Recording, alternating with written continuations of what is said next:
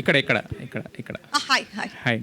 Stellar performance మొత్తం అన్ని episodes చూశాను నేను. చూసారా? Thank you. Stellar performance and అంటే జనరల్గా ఇలాంటి క్యారెక్టర్స్ ఏంటంటే వేరే వాళ్ళు చేస్తే ఒక రకంగా ఉంటుంది. మీకున్న స్టేచర్ వల్ల ఈ క్యారెక్టర్ పొటెన్షియల్ అనేది కొంచెం పెరిగి కనిపించింది అనమాట మాకు యాక్చువల్గా. Thank you so much. But నా క్వశ్చన్ ఏంటంటే ఇంతకుముందు గ్యాంగ్స్ ఆఫ్ గోదావరి దాంట్లో ఒక ఈ కైండ్ ఆఫ్ క్యారెక్టర్ చేశారు, మళ్ళీ దీంట్లో కూడా ఇలాంటి చేశారు. అంటే ఇలాంటి క్యారెక్టర్స్ ఎప్పుడైతే ఒక సక్సెస్ఫుల్ అయినాయో స్టీరియో టైప్ అనేది మీకు తెలిసి ఇండస్ట్రీలో ఇన్నాళ్ళ నుంచి ఉన్నారు కాబట్టి ఇప్పుడు 50 సినిమాలు మీరు వేరే వేరేగా చేసుకుంటూ వచ్చారు. బట్ ఇలాంటి 2 మీరు హిట్లు కొట్టేసరికి ఏముందంటే నెక్స్ట్ ఇలాంటి క్యారెక్టర్స్ ఆఫర్ చేస్తారు కదా, ఇది యాక్సెప్ట్ చేసేటప్పుడు మరి అలాంటి ఇన్హిబిషన్ ఏమి రాలేదా మీ మైండ్లో? ఏం లేదా? ఎందుకంటే అది చేశారు, at the same time back to back కూడా రిలీజ్ అయినాయి కదా.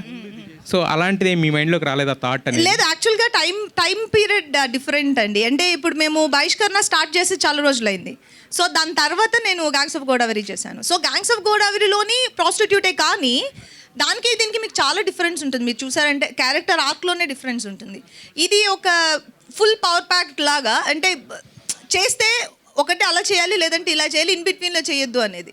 సో నాకు పుష్ప నరేట్ చేసినప్పుడు దీనికోసం ఇంకొకసారి చేస్తే తప్పలేదు అని అనిపించింది. And gangs of Godavari Ratnamala is special. So I don't think and రెండింటికి ఏం పెద్ద ఇబ్బంది ఉండదని అనుకుంటున్నాను. ఫర్దర్గా మీరు అడిగిన క్వశ్చన్కి నేను ఇప్పుడు నాకు కొంచెం ఇష్టమయ్యి ఓకే దీనికి చేయొచ్చు అని అనుకుంటే తప్ప ఐఎమ్ థింకింగ్ అబౌట్ ఇట్. మొన్నటిదాకా ఆ పుష్ప గురించి మాట్లాడుకుంటే ఈ నుంచి ఈ పుష్ప గురించి మాట్లాడుతున్నారు. అయితే ముఖేష్ గారు మీ టేకింగ్ కానీ మీ హార్డ్ వర్క్ అదంతా కనపడింది సిరీస్లో. బట్ నాకు అనిపించిన ఒక చిన్న విషయం ఏంటంటే రవీంద్ర విజయ్ గారు ఆయన పర్ఫార్మెన్స్ కుమ్మేశారు, బట్ ఆయన వాయిస్ అంటే మీరు కావాలని తీసుకున్నారు, అదే ఎక్కడో ఒక చిన్న ఇదిలా అనిపించింది. అది కావాలని పెట్టిందా లేదంటే ఎలా ట్రై చేశారు అనేది ఒక చిన్న డౌట్. దీని గురించి క్లారిటీ ఇస్తానండి. రవీంద్ర విజయ్ గారు సెలెక్ట్ చేసుకున్నప్పుడు రీజను కిన్నర్ సానిలో లాస్ట్ ఒక చిన్న డైలాగ్ ఉంటుంది, మీరు ట్రైలర్లో చూస్తే. సో అది నన్ను చాలా ఇంపాక్ట్ చేసింది. అండ్ దెన్ సెకండ్ పాయింట్ ఏంటంటే పర్ఫార్మెన్స్ వైజ్ నేను ఇంకా చెప్పాల్సిన అవసరం లేదండి సార్ గురించి, extraordinary. And then dialogues point. So ఎవరి నేచర్లో వాళ్ళకి ఒక స్వతహాగా లోపల ఉంటుందండి. మనం ఇప్పుడు నా ఫ్రెండ్స్ లిస్ట్లో అందరూ బాగా మాట్లాడతారని లేదు, వాళ్ళు లేకపోతే బాగా మాట్లాడరని లేదు. నేను ఓపెన్గా చెప్తుంది, ఆయన మాత్రమే దీన్ని మాత్రమే ఎక్కడెక్కడ ఆపాలి, ఎక్కడెక్కడ దాన్ని వదలాలి ఆయనకి మాత్రమే తెలుసు. నేను చెప్పించవచ్చు సేక్ ఆఫ్ అదర్ థింగ్, కానీ నేను ఫుల్ సాటిస్ఫాక్షన్లో ఉన్నాను. ఎందుకంటే ఆ డెసిషన్ తీసుకుంది నేనే, 100% దానికి జస్టిఫికేషన్ చేశారని నేను నమ్ముతున్నాను. ఎప్పుడు ఒకే కోణంలో చూడకూడదండి, ఇంకొక అదర్ పర్స్పెక్టివ్లో కూడా చూడాలి. ఆయన ఇచ్చే పాజ్, ఆయన ఎక్కడ దాన్ని పట్టుకొని ముందరకు తీసుకెళ్తారు, ఎక్కడ మాట్లాడతారు, అది నాకు వేరే వాళ్ళతో రాదనిపించింది. అండ్ 100% నాకు దాంట్లో డౌటే లేదండి. సో జస్టిఫికేషన్ చేశారని నాకు అనిపించింది. సో దాంట్లో డౌట్ లేదు. రవీంద్ర గారు, సార్ మీరు ఇప్పుడు వరకు ఇటువంటి రోల్ చేయలేదు. అవును, టిపికల్ రోల్. ఎందుకంటే ఊర్లో గ్రామ పంచాయతీల్లో ప్రెసిడెంట్ పాత్ర, ఆయన రెఫరెన్స్ కూడా రావు గోపాలరావు గారితో ఎవరిదో చెప్పుంటారు. అవును, ఆ రెఫరెన్స్ వీడియోలు చూసి చేయటం అనేది ఎలా అనిపించింది? First of all reference video నేను చూశాను, కానీ ఆయనలాగా పర్ఫామ్ చేయాలని ఆ కారణం కోసం చూడలేదు. నా మెమరీ కూడా చాలా తక్కువే, సో చూసి మర్చిపోతా. బట్ ఆ ఒక్క ఫ్లేవర్ కానీ ఆ మిల్యూ, ఆ యాస ఆయన అడిగినట్టు ట్రై చేసిన. This is not my mother tongue, నేను నేర్చుకుంటున్నా. సో బెంగళూరులో పుట్టి పెరిగినప్పుడే అక్కడ తెలుగు వాళ్ళు ఉన్నారు, అక్కడ తెలుగు ఉంటుంది, it is there in the air. But I been working on it, hopefully it will get better. అప్పటిదాకా మీరందరూ భరించాలి. అంజలి గారు, సారీ అంజలి గారు, మీ క్యారెక్టర్లో గురించి అడుగుతాండి. సెకండ్ ఎపిసోడ్లో మీరు ఒక మాట చెప్తారు, అందరి పక్కలో పడుకుంటాం కంటే ఒక పక్కన పడుకుంటే సేఫ్, అందుకే నేను ఇక్కడికి వచ్చాను, శివయ్య నేను ఇచ్చుకున్నాను అని చెప్తారు. అటువంటిది థర్డ్ ఎపిసోడ్లో నాకు తెలిసి దర్శిని తీసుకొచ్చి శివయ్య దగ్గరికి వెళ్తారు. ఆ క్యారెక్టర్కి ఎంతవరకు న్యాయం చేసినట్టు అవుతుంది? పుష్ప క్యారెక్టర్కి. పుష్పకి ఇష్టపడి చేయట్లేదు ఇది. అదే తను ఫస్ట్ ఎపిసోడ్లో మెన్షన్ చేసిన, సెకండ్ ఎపిసోడ్లో మెన్షన్ చేసిన, లాస్ట్ ఎపిసోడ్లో మెన్షన్ చేసిన, పుష్ప ఇష్టపడి చేయట్లేదు. పుష్పతో ఒక డైలాగ్ నేనే చెప్పుంటాను, 10 మంది పక్కలో నలగడం కంటే ఒక్కడి కింద బతకడం బెటర్ అని నేను ఇక్కడికి వచ్చాను తప్ప అది నాకు ఇష్టమైన జాబ్ కాదు అనేది నేను అక్కడ మెన్షన్ చేశాను. తినకు మనసుకి ఇష్టపడింది దర్శితోటి పెళ్లి చేసుకుని సంతోషంగా ఉండాలనేది. సో బట్ స్టిల్ అక్కడ కూడా తను చెప్తుంది నాకు ఇప్పుడు కూడా భయంగానే ఉంది అని. She is not completely okay with it. కానీ దర్శి తీసుకెళ్ళి నుంచోబెట్టినప్పుడు తనకు వేరే దారి లేదు, తనకు అది ఆ లైఫే కావాలి. షీ నెవర్ సెడ్ నాకు ఆ లైఫ్ నచ్చింది, ఇది నాకు ఓకే, ఇది బాగానే ఉంది, అసలు ఇది మేము చూపించనే లేదు. అవును, చూపించలేదు. కానీ మీకు ఒక ఊరిలో ఊరి చివర ఒక షెల్టర్ ఇచ్చి మీరు బతకడానికి ప్లేస్ ఇచ్చినప్పుడు అటువంటి శివకి అన్యాయం చేయటం, నేను క్యారెక్టర్ గురించే చెప్తున్నాను, అది కరెక్టా? టెన్షన్ పడకు నాగేశ్వరరావు, వదిలే. ఇక్కడ అన్యాయం ఎవరికీ జరగలేదు. ఇప్పుడు ఆయన ఇల్లు నీడ అన్ని ఇచ్చారు కాబట్టి ఆయనతోటి కొన్ని రోజులు ఉంది. కానీ అదే మీరు చెప్పిన దానికి ఓపెన్గా ఆన్సర్ చెప్తున్నాను. కానీ తన మనసుకి కావాల్సిందని ఒకటి ఉంది కదా. ఇప్పుడు ముసలి అయ్యే వరకు శివయ్య తోటి ఉండలేదు కదా, జస్ట్ బికాజ్ ఊరు బయట ఒక ఇల్లు ఇచ్చారని. సో నాకు ఊరు బయట ఇల్లు అవసరం లేదు, ఒక చిన్న గుడిసెలో ఉన్నా పర్వాలేదు, నీ పక్కనే ఉండాలని డైలాగ్స్ కూడా ఉన్నాయి. So that's what she want. Anjali గారు ఫస్ట్ ఓకేనా నాగేశ్వరరావు, శివకి అన్యాయం జరగలేదు. లేదు అంజలి గారు ఫస్ట్ మీరు బస్సు దిగ్గానే అబ్బా అనిపించింది మేడం. కానీ దాని తర్వాత ఎక్కడా కూడా అలాంటి ఫీల్ క్రియేట్ చేయకుండా ఒక మంచి పుష్ప క్యారెక్టర్లోకి తీసుకెళ్లారు. అంటే ఇప్పుడు ఒక సినిమా, ఒక వెబ్ సిరీస్ చూస్తున్నప్పుడు అవసరం లేకుండా కూడా వల్గారిటీ ఉన్న ఈ టైంలో దీన్ని ఫస్ట్లోనే మీరు అనుకున్నారా, లేకపోతే డైరెక్టర్ డిజైన్ చేసిన దానిలోనే ఇది ఉందా? అంటే ఎక్కడ అంటే చిన్న లైన్ ఉంటుంది గ్లామర్కి వల్గారిటీకి, యు ఆర్ వెరీ గ్లామరస్. అందుకని నేను చెప్తున్నాను, అందుకని చాలా చక్కగా చేశారు. ఎక్కడ కూడా వేరే అభిప్రాయం కూడా రాలేదు. ఒక ఊర్లో జర్నీ ఫీల్ అయ్యాం తప్ప ఎవరు నటిస్తున్న ఫీల్ కూడా రాలేదు. ఆ క్రెడిట్ అంతా ఎవరికి ఇస్తారు మీరు? Thank you. అంటే మేము ఫస్ట్ నుంచి డే 1 నా దగ్గరికి ఇలా ఒక ప్రాస్టిట్యూట్ రోల్ అని నేను ఫస్ట్ నా దగ్గరికి వచ్చినప్పుడు ఒక చిన్న హెసిటేషన్ ఏ యాక్టర్ కైనా ఉంటుంది, ఇది ఎలా తీయబోతున్నారు అని దాని మీద. బికాస్ దాని మీద మన డిమాండ్ ఉండదు. వన్స్ మనం క్యారెక్టర్ ఓకే చేసిన తర్వాత మనం యాక్ట్ చేసే విధానంలో తప్ప అది ఎలా డిజైన్ చేస్తున్నారు అనేది మన చేతిలో ఉండదు. బట్ ఈ పుష్ప క్యారెక్టర్ ఇలాగే ఉండాలని మేము డే 1 డిసైడ్ అయింది. ఆ క్యారెక్టర్ ఆర్కే అదే. ఆ అమ్మాయి వచ్చి ఊర్లో దిగిన వెంటనే మీరు అన్నట్టు అబ్బాయి ఎంత బాగుందా అమ్మాయి అని అనుకోవాలి. కానీ త్రూ అవుట్ అమ్మాయికి ఆర్క్ మారుతున్నప్పుడు అదే అమ్మాయి ఇంకొకరిని చంపేసినా కూడా మీరు పర్సనల్గా అని చంపేసినా తప్పలేదని ఫీల్ అయ్యే ప్లేస్లో తీసుకొచ్చి కూర్చోబెట్టాం. అక్కడ తీసుకొచ్చి కూర్చోబెట్టాలంటే ఈ అమ్మాయి క్యారెక్టర్ చాలా క్లాస్గా ఉండాలి. Though she is a prostitute. 2006 నుంచి ఇక్కడ జర్నీ ఉంది మీకు, 18 years జర్నీ. ఒక కొత్త డైరెక్టర్ కొత్త ప్రొడక్షన్ హౌస్తో చేస్తే ఎన్ని రకాల ప్రాబ్లమ్స్ ఉంటాయో మీకు తెలుసు. అలాంటిది ఎలా ముఖేష్ని ప్రశాంత్ని నమ్మి మీరు యాడ్ చేశారు? చెప్పాలా? చెప్పేనా? యాక్చువల్గా అలాంటి ఏం లేవు. ఎందుకంటే ప్రశాంతిని నేను ఒక 2-3 సార్లు లొకేషన్లో చూశాను, అంతకుమించి ఆవిడ ఎప్పుడు రాలేదు. అండ్ ముఖేష్ తనకి కావాల్సింది తెచ్చుకునే వరకు మన పక్కన చాప్ వేసుకుని కూడా కూర్చుంటాడు, ప్రాబ్లం ఏం లేదు. కింద కూర్చునైనా ఎక్స్ప్లెయిన్ చేస్తాడు, అది కూర్చుని ఎక్స్ప్లెయిన్ చేస్తాడు. నాకు ఇది కావాలి అంటే నాకు ఇది ఎందుకు కావాలనేది ఎక్స్ప్లెయిన్ చేస్తాడు. లేదు నాకు కావాలని డిమాండ్స్ ఏమి ఉండవు. కానీ నా వైపు నుంచి నాకు ఇది ఇబ్బంది, లేకపోతే నాకు ఇది నేను ఇలా అనుకోలేదు పుష్పాని అంటే తను రిసీవ్ చేసుకునే ఇంట్లో కూడా ఉంటాడు. మీరు ఇందానికి పుష్ప అని చెప్తున్నారు, అంత అల్లు అర్జున్కి వెళ్తుందేమో క్రెడిట్. అంజలి బహిష్కరణ పుష్ప అని బహిష్కరణ పుష్ప.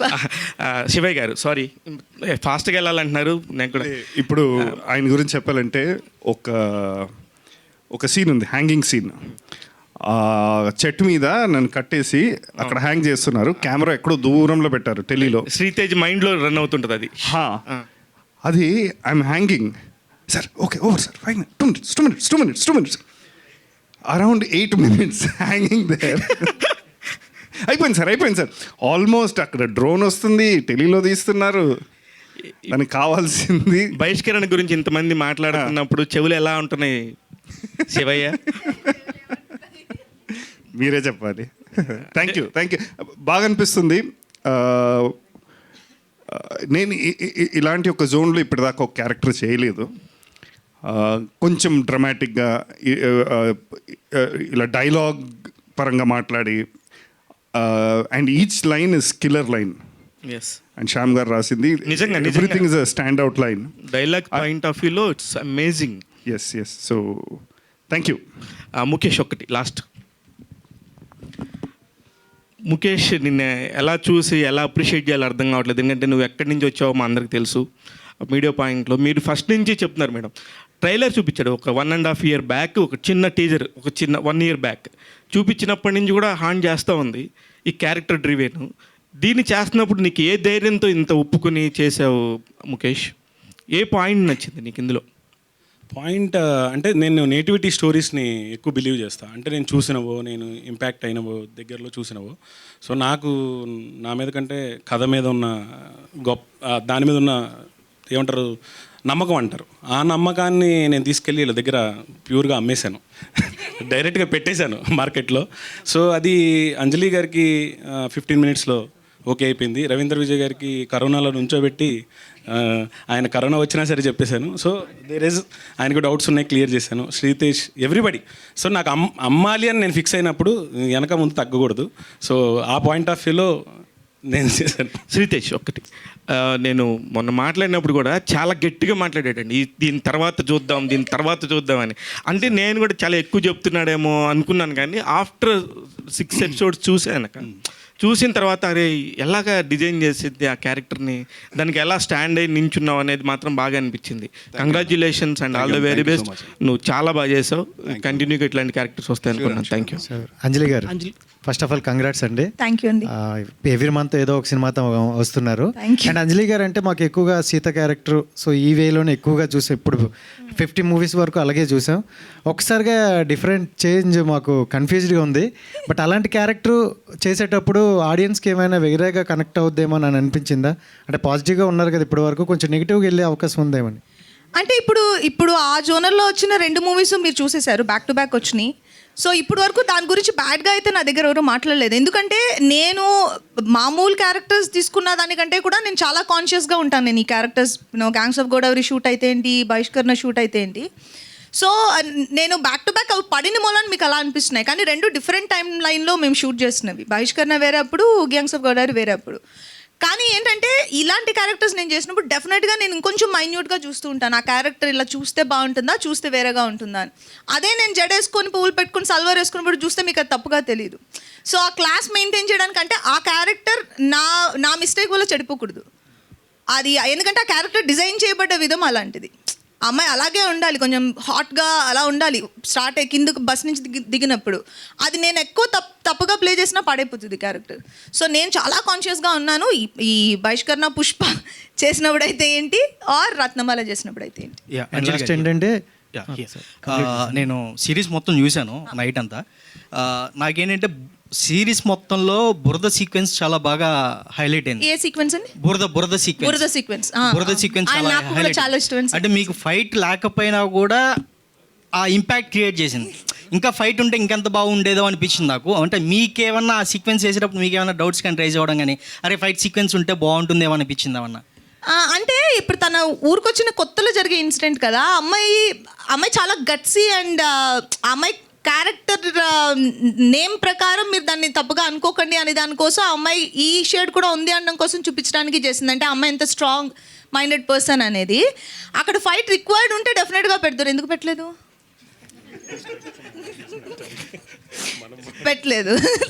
కానీ ఆ ఇంపాక్ట్ మీకు క్రియేట్ చేయడానికి అంత బిల్డప్ టేక్ ఆఫ్ అది. And one more question, Pushpa cinema అనేది అల్లు అర్జున్ గారి కెరీర్లో ది బెస్ట్. అంటే ఆ క్యారెక్టర్ కూడా ఒక వైబ్ క్రియేట్ అవ్వచ్చు. అంటే మీకు ఆ క్యారెక్టర్ నేమ్ చెప్పినప్పుడు మీ థాట్ ఏంటి? మనం చేసినప్పుడు అంత ముందు కదా మనం షూట్ చేసింది. Yes, of course. ముందు షూట్ చేసాం. సో ఇప్పుడు బయటకు వచ్చినప్పుడు ఆ నేమ్ అంత పాపులర్ కాబట్టి ఇప్పుడు రెండింటికి కంపేర్ చేస్తున్నారు. బట్ మేము పెట్టినప్పుడు పుష్ప అనేది జస్ట్ ఒక, అంటే మీ కెరీర్లో ది బెస్ట్ అనుకోవచ్చా ఈ పుష్ప అంటే క్యారెక్టర్? పేరు విషయంలో పుష్పాంజలి అని ఉంది. సో సెట్లో అలా నేను ఇంటర్వ్యూలో కూడా చెప్పాను, పుష్పాంజలి అని పిలుద్దామని. సెట్లో ఊర్లో అందరూ వచ్చి ఎక్కువ మంది నియర్ బై ఉండేవాళ్ళు, ఒక 100 మంది 200 మంది. సో అంజలి గారు అని పిలవటం కంటే అందరూ అటెన్షన్ ఉంటుందని పుష్ప అని పిలిచేవాళ్ళం. సో అది ఎక్కువగా వెళ్ళిపోయింది. యాక్చువల్గా అయితే పుష్పాంజలి అనుకున్నాం. అంటే మీరు డైరెక్టర్ గారు, సారీ సార్, అంతే. డైరెక్టర్ గారు, మీరు గుంటూరులో పుట్టి పెరిగారు. అంటే ఈ సిరీస్ కూడా గుంటూరు బ్యాక్డ్రాప్లో వెళ్తుంది. అంటే మీరేంటి, అంటే మీ కృతజ్ఞతతో గుంటూరులో ఏదైనా చెప్పాలి అనుకుంటున్నా చెప్పారా, లేదంటే ఇది రియల్ ఇన్సిడెంట్స్ జరిగాయి ఇది చెప్తే బాగుంటుందనే ఉద్దేశంతో చెప్పారా? అసలు మీ మోటో ఏంటి అసలు ఈ సిరీస్ తీయడానికి? రీజియన్కి సంబంధం లేదు, గుంటూరు కాబట్టి నాకు ఇష్టం. అది నా టైటిల్ కార్డ్స్లో కూడా కృతజ్ఞతగా చెప్పా, అంతే. దాంట్లో ఏం లేదు. కానీ కథకి నేను నేటివిటీ కథలు అండి, ఇప్పుడు నెక్స్ట్ మీరు చూసినా కానీ నేటివిటీ కథలు అంటే చూసిన కథలు ఇన్స్పైర్ అయిన కథలు మాత్రమే నేను కొంచెం దగ్గరగా అటాచ్ అవ్వగలుగుతాను మీకు. అందుకే ఆ డీటెయిలింగ్ ఎక్కువ ఉంటుంది. సో ఆ ఊర్లో జరిగిన సంఘటనలు, కొన్ని తెలుసుకున్న సంఘటనల ద్వారా, రియల్ ఇన్సిడెంట్స్ ద్వారా ఇన్స్పైర్ చేసిన కథ ఇది. సో అంతే తప్ప అదేం లేదు. యా పోస్టర్స్లో చైర్లో కూర్చోబెట్టారు, ప్రెసిడెంట్ గారు చైర్లో కూర్చోబెట్టారు పోస్టర్లో. బట్ సిరీస్ ఎండింగ్లో పెట్టకపోవడానికి మెయిన్ రీజన్ ఏంటి? దీనికి ఏంటంటే రీజను ఇది యాక్చువల్లీ మేము ఫస్ట్ 2 ఫోటోషూట్స్ చేసాం. థర్డ్ ఫోటోషూట్లో ఆ లుక్ కోసం మేము చేస్తున్న ప్రాసెస్లో ఇది చాలా బాగా వచ్చింది. అండ్ దెన్ మీకు ఆ పాయింట్ ఆఫ్ వ్యూలో లేదండి, అంటే ఏ స్థానంలో కూర్చోవాలి తను అనేది, తను ఓన్గా పుష్ప క్యారెక్టర్ ఏ స్థానంలో కూర్చోవాలి అనేది పాయింట్లో. అందుకే చైర్ని కాల్ చేసాం లాస్ట్లో చూస్తే. యా హాయ్ అండి అంజలి గారు, first of all congratulation. Thank you. అంటే మీరు చేసిన చాలా సినిమాలు ఒక ఎత్తు అయితే ఈ వెబ్ సిరీస్ ఇంకో ఎత్తు థ్యాంక్ యూ అండి, thank you, that means a lot. Yeah అంటే మీరు ఈ వెబ్ సిరీస్ చేస్తున్నప్పుడు ఎలాంటి అంటే లోపోల్స్ కావచ్చు లేదా ఇబ్బంది ఏమైనా పడ్డారా, ఎఫిషియన్సీ ఎలాంటి దేని గురించి? ఇది క్యారెక్టర్ పరంగా క్యారెక్టర్ డిజైన్ చేసిన విధం లేదండి, నేను ఆల్రెడీ ఆన్సర్ చేసినట్టుగా ఆ క్యారెక్టర్ నన్ను ఇబ్బంది పెట్టదు. యాక్చువల్గా టు బీ ఫ్రాంక్, ఇప్పుడు మీరు అన్నీ ఒక ఎత్తు, బహిష్కరణ పుష్ప ఒక ఎత్తు అంటున్నారు మీరు. అది ఆ పుష్ప క్యారెక్టర్ నాకు నాకు సంపాదించి పెట్టిన పేరు. అండ్ ఇందాక కూడా మీరు క్వశ్చన్ అడిగారు, ఆ క్యారెక్టర్ మీ మెయిన్ క్యారెక్టర్స్లో వన్ ఆఫ్ ద క్యారెక్టర్స్గా నిలబడుతుందా అని. నాకు కొన్ని ఐకానిక్ క్యారెక్టర్స్ ఉంటాయి, నన్ను చూసిన వెంటనే లిస్ట్ అవుట్ చేయాలంటే like Seetha, shopping mall, Geethanjali, Balupu or అన్ని రత్నమాల. సో నేను ఎక్స్పెక్ట్ చేసింది పుష్ప నుంచి నాకు ఒక మంచి పేరు తీసుకురావాలి అనేదే నేను పుష్ప నుంచి ఎక్స్పెక్ట్ చేసింది. అండ్ అది మేము ఎలా అనుకున్నామో అలా రీచ్ అయిపోవాలి అనేది. అండ్ థ్యాంక్ గాడ్ అలాగే రీచ్ అయింది. కానీ ఇప్పుడు నాకు పుష్ప వన్ ఆఫ్ ద క్యారెక్టర్స్లో ఇప్పుడు మీరు నెక్స్ట్ ఫర్దర్గా చెప్తున్నప్పుడు రత్నమాల తర్వాత పుష్ప చెప్పాల్సి వస్తుంది.